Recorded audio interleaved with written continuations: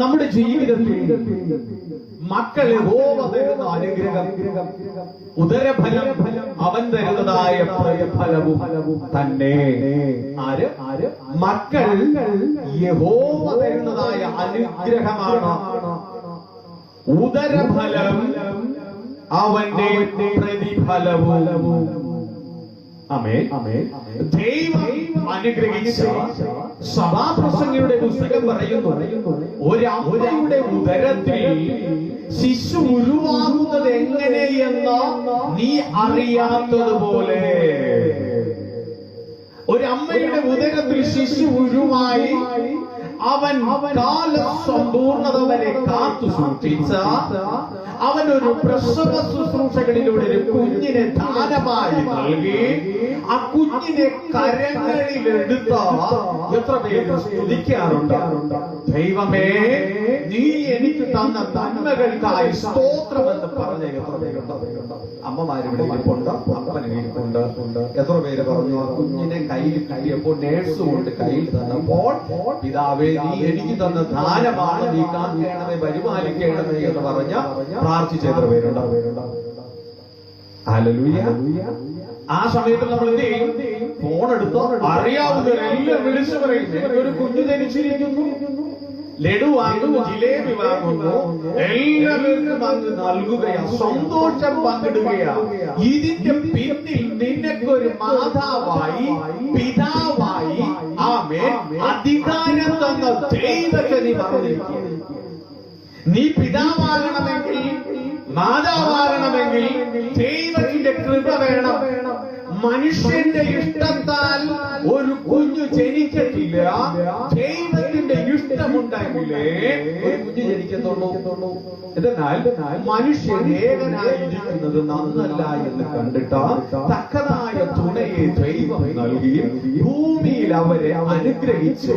അവർക്ക് സന്താനങ്ങളെ നൽകി അവർ ഭൂമിയിൽ അനുഗ്രഹിക്കപ്പെട്ടവനായി തീരുവാനും, അവരുടെ ഭൂമിയിൽ അവർ അനുഗ്രഹമായി തീരുവാനും, അവരുടെ ജീവിതങ്ങൾ അനുഗ്രഹമായി തീരുവാനും മാതാപിതാവ് കൈകളിൽ നൽകപ്പെട്ടതായ കുഞ്ഞിനെ ദൈവകരങ്ങളിൽ കൊണ്ട് സമർപ്പിച്ച് പ്രാർത്ഥിച്ചിരിക്കണം.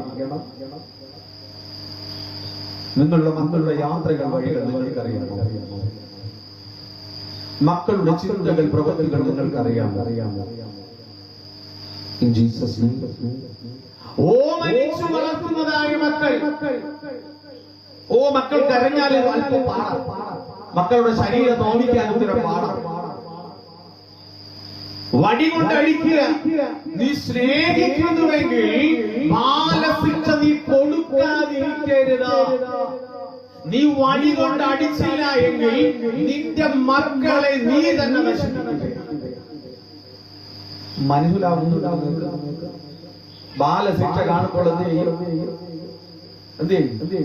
ശിക്ഷിക്കത്തില്ല, കൊഞ്ചിച്ചു ഓമനിച്ച് നമ്മൾ വളർന്നു വരുന്ന തലമുറ നിനക്ക് ശാപമായി തീരും. അമ്മയുടെ ഉദരത്തിൽ വെച്ച് അമ്മയുടെ സ്വഭാവം, അപ്പന്റെ സ്വഭാവം മക്കൾ കേട്ട് പഠിക്കുക. അമ്മ ഗർഭിണിയായിരിക്കുമ്പോ ദോഷമായി ചിന്തിക്കുന്നത് ഉദരത്തിൽ കിടക്കുന്ന കുഞ്ഞിന് ദോഷമായിരിക്കും. ഒരു കുഞ്ഞ് ജ്ഞാനിയായി തീരണമെങ്കിൽ, വിവേകമുള്ളവനായി തീരണമെങ്കിൽ നീ എന്ത് ചെയ്യണം? നല്ലത് ചിന്തിക്കണം, നല്ലത് പ്രവർത്തിക്കണം. ആത്മീകതയിൽ വളരണമെങ്കിൽ ആരാധനയിൽ പങ്കെടുക്കണം, തിരുവചനം വായിച്ച് ധ്യാനിച്ച് പ്രാർത്ഥിക്കും. ഉദരത്തിൽ കിടക്കുന്ന കുഞ്ഞ് പരിശുദ്ധാത്മാവിനാൽ നിറയപ്പെടും. ജീസസ് നിന്റെ കുഞ്ഞ് അനുഗ്രഹിക്കപ്പെടണം. രണ്ടാമതായി കുഞ്ഞ് അമ്മയെ സ്നേഹിക്കുന്നപ്പോഴാണ്. അമ്മ കുഞ്ഞിന് മുല കൊടുക്കുമ്പോൾ അമ്മായി അമ്മയെ ചീത്ത വിളിച്ചുകൊണ്ടായിരിക്കും കൊടുക്കുന്നത്. ഭർത്താവിനെ കുറ്റം പറഞ്ഞുകൊണ്ടായിരിക്കും, മുഴുമുഴുത്ത പിറുപിറുപ്പോടുകൂടെ ആയിരിക്കും കുഞ്ഞിന് മുല കൊടുക്കുന്നത്. ആ കുഞ്ഞ് കുടിക്കുന്നത് ആമേൻ പാലാണെങ്കിലും വിഷമാക്കി അതിന് കയറ്റിക്കൊണ്ടിരിക്കുന്നത് അപ്പോഴാണ്. കുഞ്ഞിന് മുല കൊടുക്കുമ്പോൾ ദോഷം ചിന്തിക്കരുത്. എത്ര പേർക്ക് അറിയാം? അറിയത്തില്ല. ആമേൻ. ഇത് സയൻസ്. ഹല്ലേലൂയ. നിന്റെ കുഞ്ഞ് ജ്ഞാനത്തിൽ വളരണമെങ്കിൽ കുഞ്ഞിന് നീ മുല കൂട്ടുമ്പോൾ പണ്ടത്തെ അമ്മമാരെന്തെയും താരാട്ടുപാടും. സന്തോഷത്തോടുകൂടെ താരാട്ടുപാടും. ആ താരാട്ടിന്റെ സംഗീതം അവരുടെ ഉള്ളത്തിൽ അനുഗ്രഹമായി ഒന്ന് മനസ്സിൽ ചിന്തിച്ചില്ല. നീ ഗർഭിണിയായിരുന്നപ്പോ മുല ഊട്ടിയപ്പോ ഇന്ന് ആ സന്താനം അങ്ങനെയല്ലേ വളരുന്നത്? നിങ്ങൾക്ക് വേണ്ടി മാത്രമല്ല, ഒരുപാട് പേര് സന്ദേശം അവർക്ക് വേണ്ടി കൂട്ടിയിട്ടാണ്. അതെ, ഒന്ന് ചിന്തിച്ചു നോക്കാം. നീ അന്ന് ചിന്തിച്ചതും പ്രവർത്തിച്ചതും പറഞ്ഞതും തന്നെയാ ഇന്ന് നിന്റെ മക്കൾ ചെയ്തുകൊണ്ടേയിരിക്കുന്നത്. രണ്ടാം മകനെ ജ്ഞാനവും വിവേകവും നിന്റെ മക്കൾക്ക് ഉണ്ടാകണമെങ്കിൽ ദൈവ പരിജ്ഞാനത്തിൽ വളർത്തണം. ദൈവ ഭയം ഉണ്ടാകണം. ഇന്ന് ചില ആൾക്കാർ പറയുന്നത് ദൈവമില്ല. ആമേൻ. നിരീശ്വരവാദികളായിട്ട് ദൈവമില്ല എന്ന് പറയുന്നവൻ മൂഢൻ. വിശുദ്ധ വേദപുസ്തകം ദൈവമില്ല എന്ന് പറയുന്നവൻ മൂഢൻ. ദൈവമില്ല എന്ന് പറയുന്നവൻ വലിയ കള്ളൻ വേറെയില്ല. അവന്റെ ഹൃദയം ദുഷ്ടത പ്രവർത്തിക്കുന്നു. അവന്റെ ഹൃദയം ദുഷ്ടത പ്രവർത്തിക്കുകയും ദുഷ്ടതയിൽ നിന്ന് പുറത്തു വരുവാൻ മനസ്സില്ലാത്തവൻ ആ ദുഷ്ടതയുടെ നടുവിൽ നിന്ന് പറയും ന്യായം വിധിക്കുന്ന ദൈവമില്ല എന്ന്. ന്യായം വിധിക്കുന്ന ഒരു ശക്തിയില്ല എന്ന് പറയും.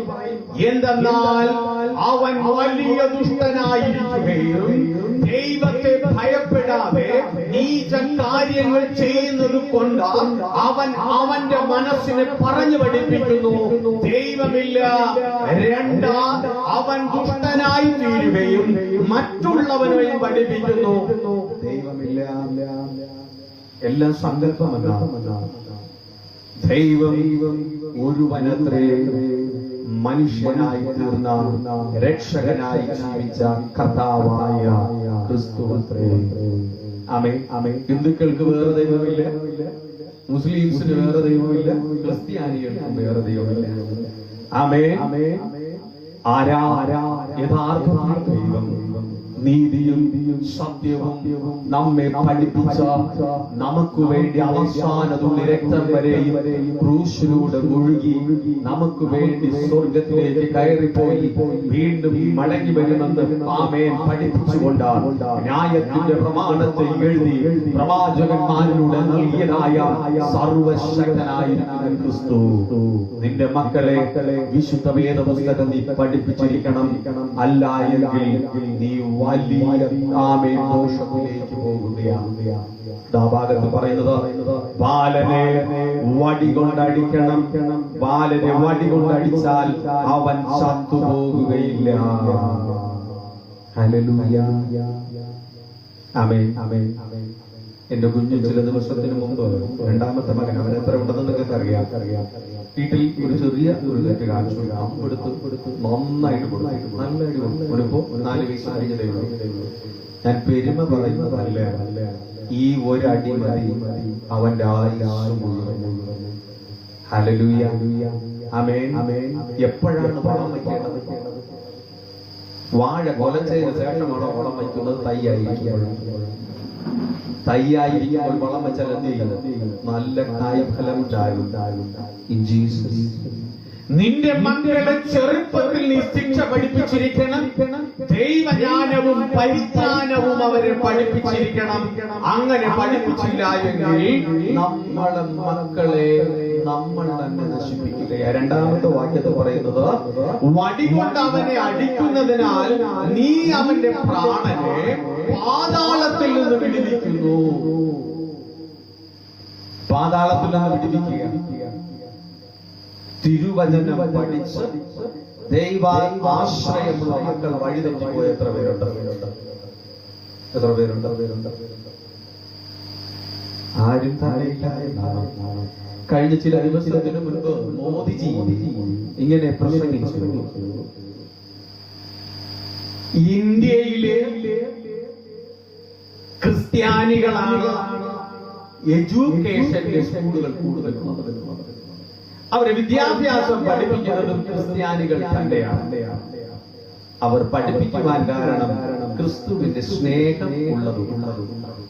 പുള്ളിക്കാരൻ ഏത് രാഷ്ട്രീയക്കാരനെന്നല്ല ഞാൻ അവിടെ പരാമർശിച്ചത്. പുള്ളിക്കാരൻ പറഞ്ഞ ഒരു നല്ല കാര്യമാണ് ഞാൻ പറഞ്ഞത്. ഒരു കത്തോലിക്ക കോളേജ് ഉദ്ഘാടനത്തിനായി പോയപ്പോൾ പുള്ളിക്കാരൻ പറഞ്ഞ വാക്കാണ് ആമേൻ ആമേൻ. വചനം നീ പഠിപ്പിക്കാം. ആമേൻ. ഈ ലോകത്തിന്റെ പാഠങ്ങൾ പഠിപ്പിക്കുന്നതിനോടൊപ്പം തിരുവചനത്തിന്റെ സത്യത്തെയും നീ പഠിപ്പിച്ചിരിക്കണം. 17ന്റെ അവസാന ഭാഗത്തിലേക്ക് നീ എല്ലായ്പ്പോഴും യഹോവ ഭക്തി നേടിയ യഹോവ ഭക്തി ജ്ഞാനത്തിന്റെ ആരംഭം. യഹോവ ഭക്തി നിന്നെ ബലപ്പെടുത്തും. യഹോവ ഭക്തി ദോഷത്തിൽ നിന്ന് നിന്നെ കാൽ വിലക്കും. യഹോവ ഭക്തി ദുഷ്ടപ്രവർത്തികൾ നിന്നിൽ നിന്ന് മാറ്റിക്കളയും. യഹോവ ഭക്തി ജ്ഞാനവും സ്നേഹവും സാമർത്ഥ്യവും ഉണ്ടായിരിക്കും. യഹോവയെ ഭയപ്പെടുന്ന അവനെ കീഴ്പ്പെട്ടിരിക്കുന്ന മക്കൾ മാതാപിതാക്കളെ അനുസരിക്കും. യഹോവ ഭക്തിയില്ലാത്ത മക്കൾ മാതാപിതാക്കൾക്ക് കീഴടങ്ങ. ചില ദിവസങ്ങൾക്ക് മുൻപ് ഒരു ഭവനത്തിൽ ഇവിടെ പ്രാർത്ഥനയ്ക്ക് ഒരു ഒരു യുവാവിനെ കൊണ്ടുവന്നു. അച്ഛനും അമ്മയും വളരെ സങ്കടത്തോടെയാണ് വന്നത്. അപ്പനും അമ്മയും ഇവിടെ ഇരിപ്പുണ്ട്. ഞാൻ അവനോട് ചോദിച്ചു, നീ പോകുന്ന സ്ഥലങ്ങളിൽ ഒരു കത്തി കൊണ്ട് നടക്കാറുണ്ടോ? അപ്പനും അമ്മയും മുഖത്തോട് മുഖമായിരുന്നു നോക്കുകയാണ്.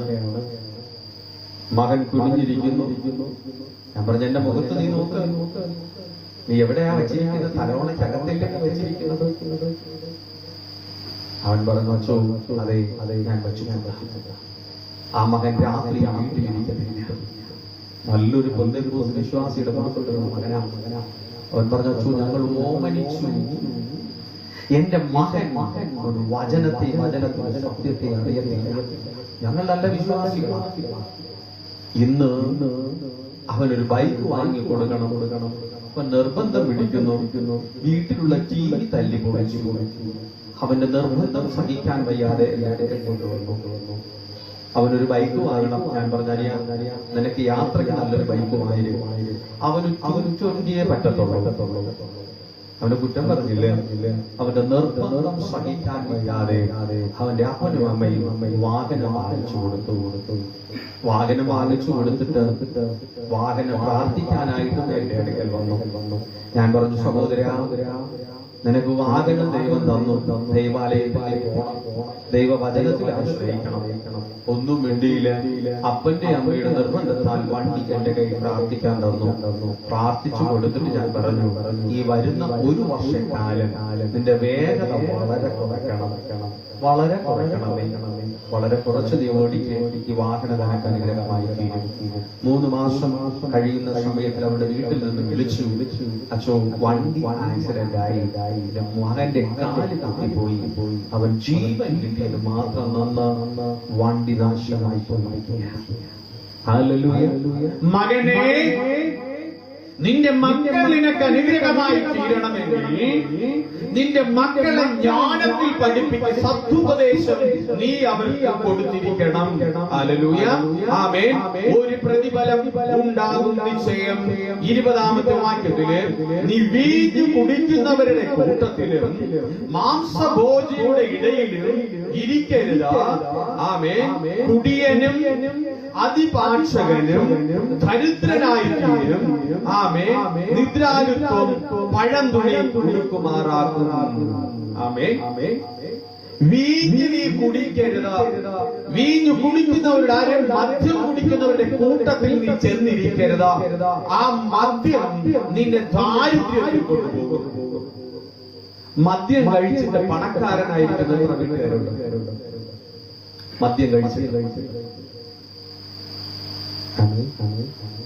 എന്തുകൊണ്ട് നമ്മുടെ മക്കൾ മദ്യത്തിനും മയക്കുമരുന്നിനും മറ്റുള്ള ലഹരിക്ക് അടിമയായി തീർന്നു? ചിന്തിച്ചിട്ടുണ്ടോ? ഞാൻ എങ്ങനെയുള്ളവനാ?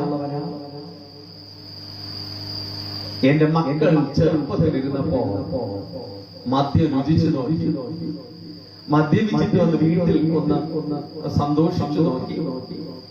ഞാൻ ചെറുപ്പത്തിലിരുന്ന എന്റെ മക്കൾ ചെറുപ്പത്തിലിരുന്നപ്പോൾ ഞാൻ നന്നായി പുകവലിച്ചു, മറ്റുള്ള ലഹരികളെല്ലാം ഉപയോഗിച്ച് വീട്ടിൽ പലതുമൊക്കെ ഞാൻ അടിച്ച് തകർത്ത് ദോഷമുണ്ടാക്കി.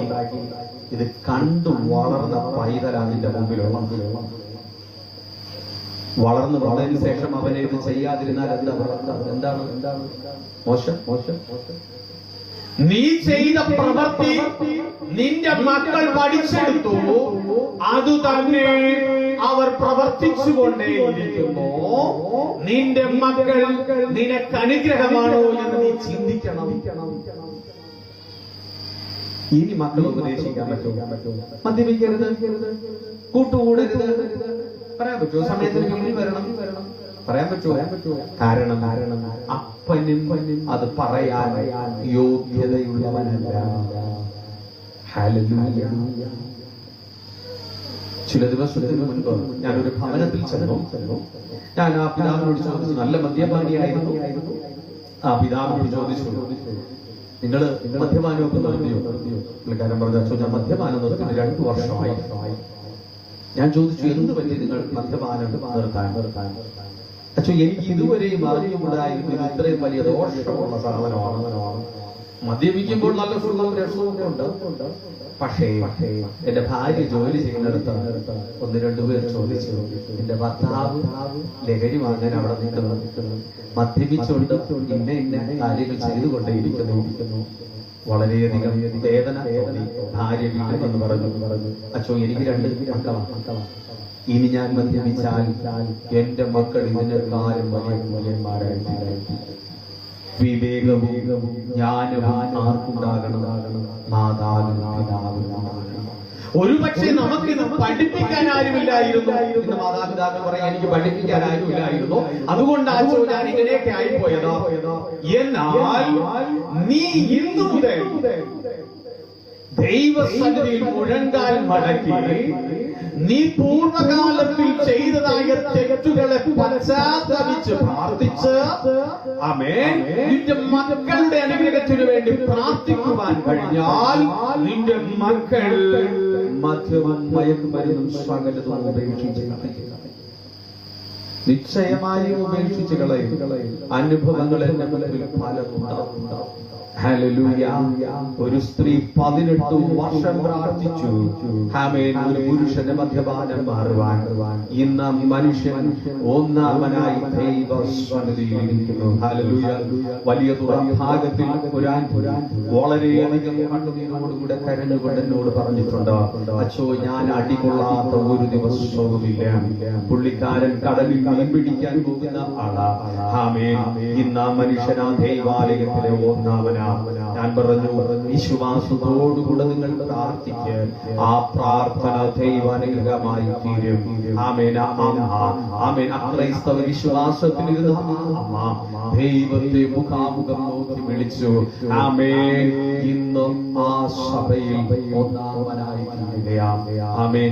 ദൈവാലയത്തോടുകൂടെ ചേർന്നിരിക്കുന്ന ഭവനം. എന്നാലും ദൈവാലയത്തിലെ പ്രസംഗങ്ങൾ അവർ കേട്ടുകൊണ്ടേയിരുന്നു. അച്ഛോ ഞാൻ വല്ലപ്പോഴും ആ ദൈവാലയത്തിൽ പോകാറുണ്ട്.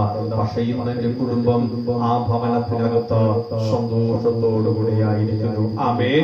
21-ാം വാക്യത്തിൽ ആമേൻ കുടിയനും അതിഭക്ഷണക്കാരനും ആമേൻ ദരിദ്രനായി തീരും.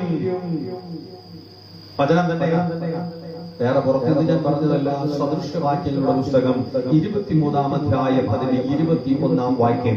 29-ാം വാക്യത്തിൽ ആർക്ക് കഷ്ടം, ആർക്ക് സങ്കടം, ആർക്ക് കലഹം, ആർക്ക് ആവലാതി, ആർക്ക് അനാവശ്യമായ മുറിവുകൾ, ആർക്ക് കൺചുവപ്പ്, വീഞ്ഞു കുടിച്ചുകൊണ്ട് നേരം വൈകിക്കുന്നവർക്കും മദ്യം രുചിച്ചു നോക്കുവാൻ പോകുന്നവർക്കും തന്നെ വീഞ്ഞ ചുവന്ന പാത്രത്തിൽ തിളങ്ങുന്നതും രസകരമായി ഇറക്കുന്നതും നീ നോക്കരുത്.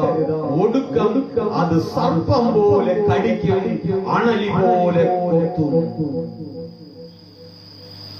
മദ്യപിക്കുന്നതിന്റെ ജീവിതത്തിൽ കഷ്ടത തന്നെ. മദ്യത്തിന്റെ കുപ്പിയിൽ നമ്മൾ എടുത്തു നോക്കിക്കഴിഞ്ഞാൽ പാമ്പിന്റെ ഒരു പടം, പാമ്പിന്റെ ഒരു പടം. ശ്രദ്ധിച്ചിട്ടുണ്ടോ എന്നറിയത്തില്ല. മദ്യത്തിന്റെ കുപ്പിയിലുണ്ട്. അത് ഈ ഭാഗത്തിൽ ഇവിടെ പരാമർശിക്കുക. ആമേൻ. ഒടുക്കം അത് സർപ്പം പോലെ കടിക്കും, അണലി പോലെ കൊത്തും. ചില ദിവസത്തിന് മുൻപ് ഒരു വ്യക്തി എന്റെ പ്രാർത്ഥനയ്ക്ക് വിളിച്ചിട്ട് പറയുകയാണ്, അച്ഛോ എനിക്ക് എന്റെ കരൾ അവിടെ പൊട്ടുക, ലിവർ സിറോസിസ്, കരൾ പൊട്ടുകയാണ്. അതുകൊണ്ട് അച്ഛൻ എനിക്ക് വേണ്ടി പ്രാർത്ഥിക്കണം. പ്രാർത്ഥിച്ചു. ഞാൻ മനുഷ്യരോട് പറഞ്ഞു, മദ്യപിക്കരുത്. സൗഖ്യവുമായി വീണ്ടും മദ്യപാനം തുടങ്ങി. വീണ്ടും കരൾ പൊട്ടുന്ന രൂപത്തിൽ എന്നെ വീണ്ടും വിളിച്ചു. ആമേൻ. ആ മനുഷ്യനോട് പറഞ്ഞു, ഞാൻ പ്രാർത്ഥിക്കാം, നിങ്ങൾ പ്രാർത്ഥിച്ചാൽ നിങ്ങൾ സൗഖ്യം. മരിച്ചൊരു വർഷമാകുന്നു. കരൾ പൊട്ടിപ്പോയി. ആമേൻ. ലിവറിന് താങ്ങാൻ പറ്റിയ സാധനമല്ല ഇവിടെ പറയുന്നത് പോലെ. ആമേൻ. മദ്യം ചുവന്നിരിക്കുക. അത് നുരയ്ക്കുന്നവൻ, ഇറക്കുന്നവൻ നീ കണ്ട് രസിക്കരുത്. അത് നിനക്ക് ദോഷം. ലിവർ അടിച്ചു പോകും, കിഡ്നി അടിച്ചു പോകും, കുടൽ സംബന്ധമായ മാരക രോഗങ്ങൾ വരും, പുകവലി, ക്യാൻസർ ഉണ്ടാകും. ആമേൻ. നിന്റെ നാവിനെ നശിപ്പിക്കും, തൊണ്ടയെ നശിപ്പിക്കും, ലിവറിനെ നശിപ്പിക്കും, ഉദരത്തെ നശിപ്പിക്കും. മദ്യവും പുകയും എല്ലാം വലിച്ചു കയറ്റി തന്റെ ശരീരത്തെ അവൻ നശിപ്പിക്കുക. അതാ കർത്താവ് പറഞ്ഞതാ, എന്റെ മന്ദിരത്തെ നശിപ്പിക്കുന്നവനെ ഞാൻ നശിപ്പിക്കാതെ വിടത്തില്ല. ഞാൻ പറഞ്ഞതല്ല. ഹല്ലേലൂയ. യഹോവയുടെ മന്ദിരമായ എന്റെ ശരീരം, എന്റെ മന്ദിരത്തെ നശിപ്പിക്കുന്നവനെ ഞാൻ നശിപ്പിക്കും. അവൻ കൊള്ളരുതാത്തവൻ. ഹല്ലേലൂയ. തിരുവത്താഴം എടുക്കാൻ വരുമ്പോൾ മദ്യപിച്ചു കൊണ്ടുവന്ന് തിരുവത്താഴം എടുക്കുന്നവരുണ്ട്. കർത്താവായ ക്രിസ്തു വിശുദ്ധ വേദപുസ്തകത്തിലൂടെ പഠിപ്പിക്കുന്നു. ആമേൻ. ആ താഴം കഴിക്കുമ്പോൾ നീ ദൈവനീതിയല്ലാതെ അത് ഭക്ഷിച്ചാൽ നിന്റെ ശരീരം ജീർണിക്കും, നീ രോഗിയായി തീരും. ആമേൻ. നീ വീഞ്ഞു നുകരുമ്പോൾ അത് ഭക്തിയോടുകൂടെ അല്ലാതെ നീ അത് ഉപയോഗിക്കുന്നുവെങ്കിൽ അത് നിന്റെ രക്തത്തെ അശുദ്ധമാക്കും, നിന്റെ ജീവിതത്തെ നശിപ്പിച്ചു കളയും. നമ്മളെത്ര പേര് കേൾക്കുന്നു? ആമേൻ. തിരുവത്താഴം എടുത്തിട്ട് പോക്കറ്റിൽ വീടിയിട്ട് പുറത്തേക്ക് വലിക്കും, സിസർ വാങ്ങിച്ചു വലിക്കും, മദ്യം അനേക. ഹല്ലേലൂയ. ഇതോ എന്റെ വാക്കുകളല്ല. വിശുദ്ധ വേദ പുസ്തകത്തിൽ സദൃശ്യവാക്യങ്ങളുടെ പുസ്തകം 23-ാം അധ്യായം ആമേൻ 29 മുതൽ 32 വരെ പഠിപ്പിക്കുന്നു. ഇത് അണലി പോലെ നിന്നെ കൊത്തും. അണലി പെട്ടെന്നൊരു മനുഷ്യൻ രക്ഷപ്പെടുന്നില്ല. കാരണം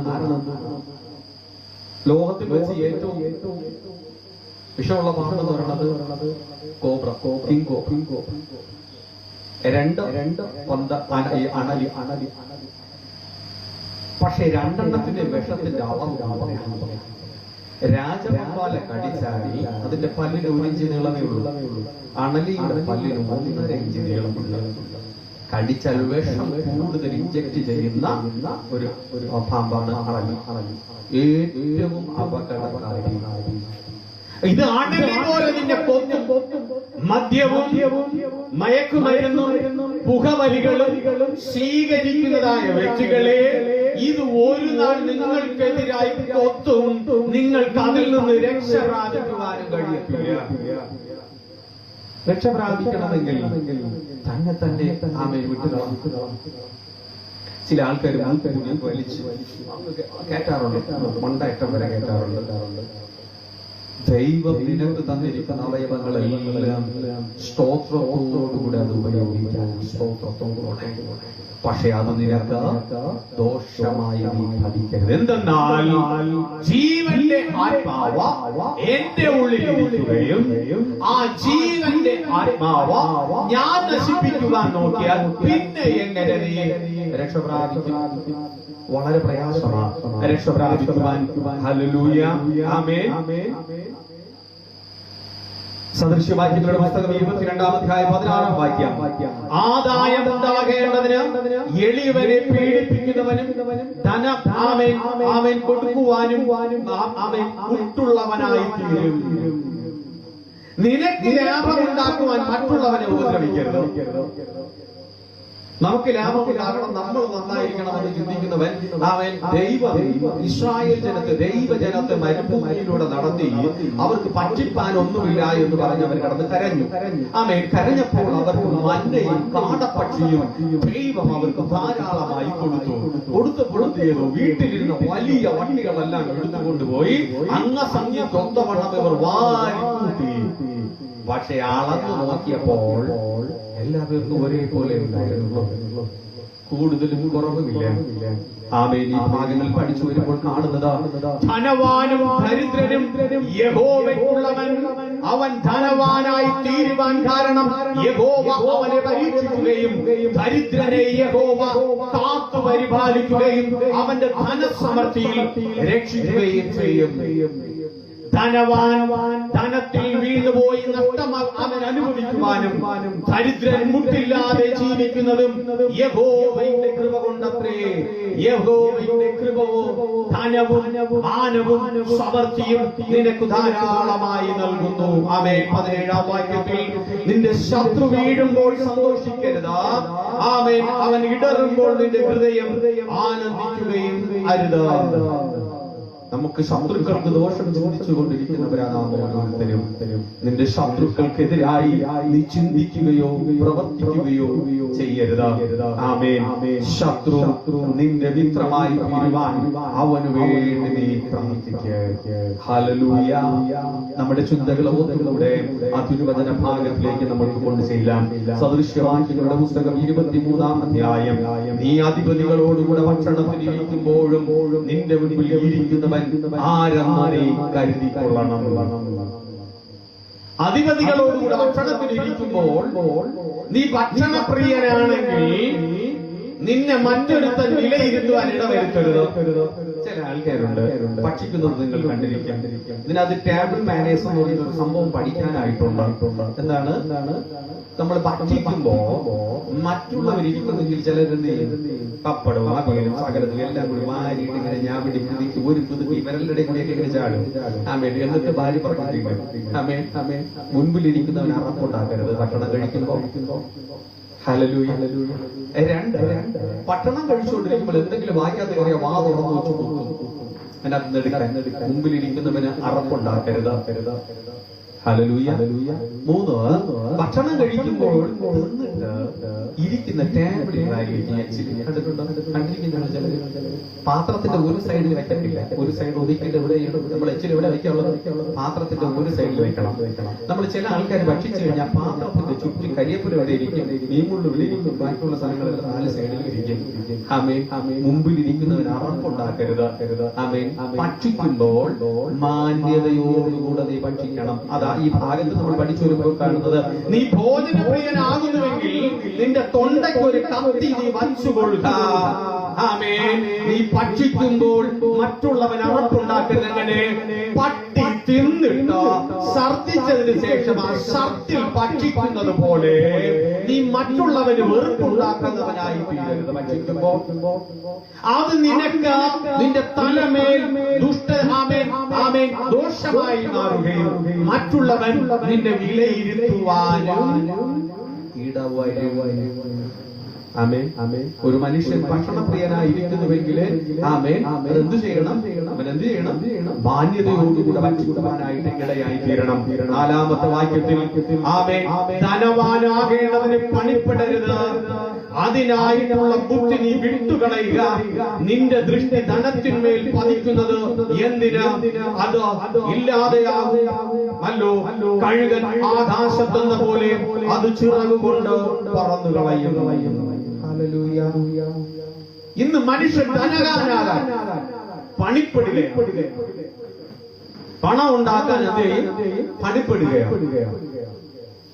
വീണ്ടും അടുത്ത ഭാഗത്ത് നമ്മൾ പറയുന്നത്, ആമേൻ, നീ നിന്റെ ദൃഷ്ടിയിൽ ധനം ആമേൻ പതിക്കുന്നത് എന്തിന്? അത് ഇല്ലാതെയായി പോകും.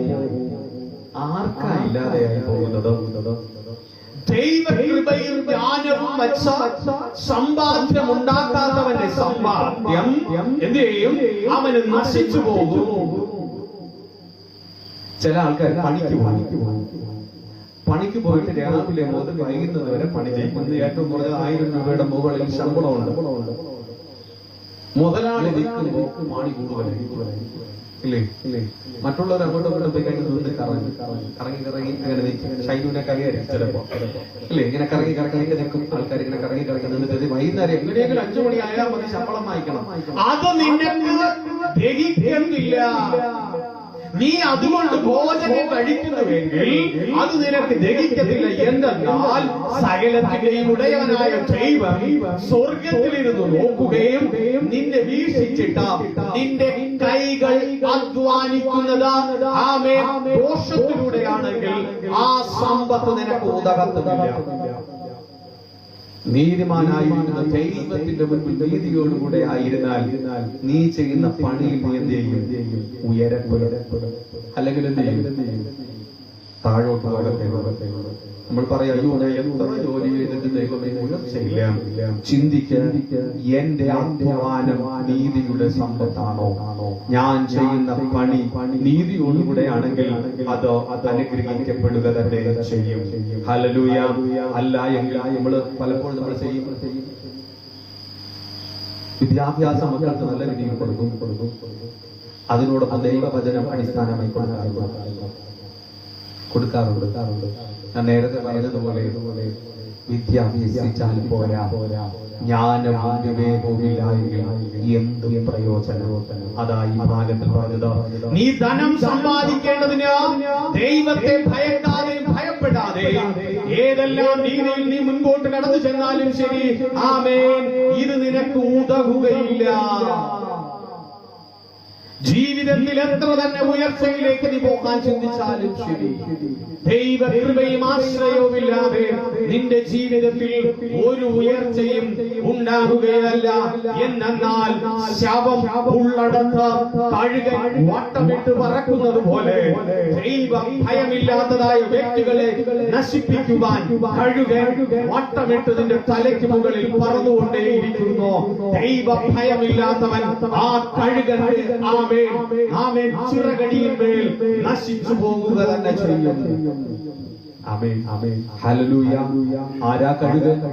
ദൈവം മക്കളെ നശിപ്പിക്കുവാൻ കഴുകനെ പോലെ ചിറകടിച്ച് തലയ്ക്ക് മുകളിൽ നിൽക്കുന്ന ഒരു ദുഷ്ടതയുടെ ആത്മാവുണ്ട്, സാവൂൾ. അവൻ നിന്നെ നശിപ്പിക്കാതിരിക്കണമെങ്കിൽ നിന്റെ വശത്ത് 1000 പേരും നിന്റെ വലതുവശത്ത് 10,000 പേരും കൂടെ ഉണ്ടായിരിക്കണം. എങ്കിൽ മാത്രമേ നിന്റെ ജീവിതവും വിദ്യാഭ്യാസവും ജോലിയും യാത്രകളും പണികളും അനുഗ്രഹിക്കപ്പെടുകയുള്ളൂ. ഹല്ലേലൂയ. അല്ല എങ്കിൽ ഒരു നാൾ അത് അണലി പോലെ നിന്നെ കൊത്തും. അവിടെ നിന്ന് നിനക്ക് രക്ഷ പ്രാപിക്കുവാൻ കഴിയുകയേ ഇല്ല. ഹല്ലേലൂയ. ഈ ഭാഗം അടുത്ത് വായിക്കുമ്പോൾ പറയുന്നു, ശാസന കേൾക്കുന്നവനെ നീ ശാസിക്കണം, ശാസനയെ നിരസിക്കുന്നവനെ നീ ശാസിക്കരുത്, ഉപേക്ഷിച്ച് കളയണം. എന്താണ് ശാസന? വിശുദ്ധ വേദപുസ്തകം പഠിച്ചുകൊണ്ടേയിരിക്കുക, കേട്ടുകൊണ്ടേയിരിക്കുകയാണ്. ഇവിടം വിട്ട് പുറത്തിറങ്ങിയാലും കേട്ടുകഴിഞ്ഞാലും ശരി, ഈ വചനം കേൾക്കുകയോ അനുസരിക്കുകയോ ചെയ്യാത്തവൻ മൃഗപ്രായൻ, അവന് സദുപദേശം നൽകിയിട്ട് കാര്യമില്ല. നീ ജ്ഞാനിയെങ്കിൽ ജ്ഞാനം സ്വീകരിക്കുവാൻ ആഗ്രഹിക്കുന്നവനെ നീ ഉപദേശിക്ക. നിന്റെ ജ്ഞാനം അവൻ കേൾക്കുന്നില്ല എങ്കിൽ അവിടെ വെച്ച് എന്ത് ചെയ്യണം? അവനെ ഉപദേശിക്കുന്നത് നിർത്തി കളയണം. ഇതിന്റെ സ്വഭാവം തന്നെയാണ്. ഞാൻ പറയുന്നവനെ മാക്സിമം പറയും, വഴക്ക് പറയുന്നവനെ മാക്സിമം ഞാൻ വഴക്ക് പറയും, അടി കൊടുക്കേണ്ട ആളിന് അടിയും കൊടുക്കാറുണ്ട്. ആമേൻ. ഇത് മൂന്നിലും ശരിയാകാത്തവനെ പിന്നെ വിട്ടുകളയണം. വിശുദ്ധ വേദപുസ്തകം പഠിപ്പിച്ചതാണ്, വിട്ടുകളയണം. അവനെ ഞാൻ പിന്നെ നോക്കിക്കൊള്ളാം. ഹല്ലേലൂയ. ദൈവം കൃപാലുവാകുന്നു. അടിസ്ഥാനമോ ദൈവഭയം തന്നെ. 23-ാം അധ്യായം 13-14 വാക്യം ഒരിക്കൽ കൂടെ വായിക്കട്ടെ. ബാലനെ ശിക്ഷ കൊടുക്കാതിരിക്കരുത്. ആമേൻ. വടികൊണ്ട് അടിച്ചാൽ അവൻ ചത്തുപോവുകയില്ല. വടികൊണ്ട് അവനെ അടിക്കുന്നതിനാൽ നീ അവന്റെ പ്രാണനെ ആമേൻ പാതാളത്തിൽ നിന്ന് വിടുവിക്കുന്നു. മകനെ, നിന്റെ ഹൃദയം ജ്ഞാനത്തെ പഠിച്ചാൽ എന്റെ ഹൃദയവും സന്തോഷിക്കും. ആരാ പറഞ്ഞത്? കർത്താവ് പറഞ്ഞു. മകനെ, ജ്ഞാനവും വകതിരിവും വിശുദ്ധ വേദ പുസ്തകത്തിലൂടെ പഠിപ്പിക്കുകയാ. ഇത് നീ പഠിച്ചാൽ I am happy in Jesus' name. Hallelujah. കർത്താവ് പറയുന്നു, നീ വചനം പഠിച്ചാൽ I am happy. ആമേൻ. ഞാൻ സന്തോഷവാനായിരിക്കും. അതിന്റെ പിന്നിൽ അതിന്റെ പിന്നിൽ നിനക്ക് വലിയൊരു അനുഗ്രഹം, എല്ലാവിധ നന്മകളും നിനക്ക് ലഭിക്കുവാൻ പോകുന്നു. അടിസ്ഥാനമോ ദൈവഭയവും വചനവും.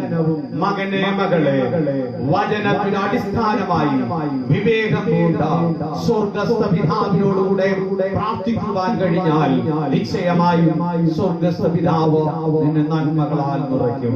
അതിന് ദൈവം നിങ്ങളെ സഹായിക്കട്ടെ. ആമേൻ. നമ്മുടെ കണ്ണുകളടയ്ക്കാം, പ്രാർത്ഥിക്കാം. നമുക്ക് ഏവർക്കും എഴുന്നേൽക്കാം.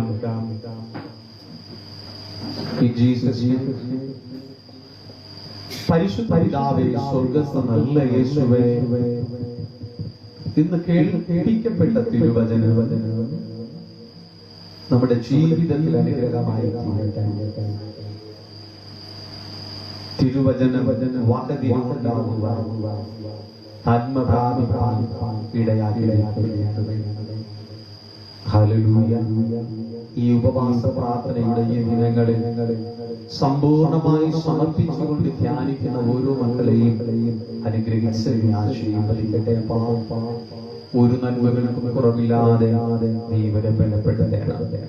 ആ ദൈവകരങ്ങളിൽ സമർപ്പിച്ചുകൊണ്ട് മക്കൾ ദൈവഭയമുള്ളവരായി തീരുവാൻ നമ്മുടെ കരങ്ങളെ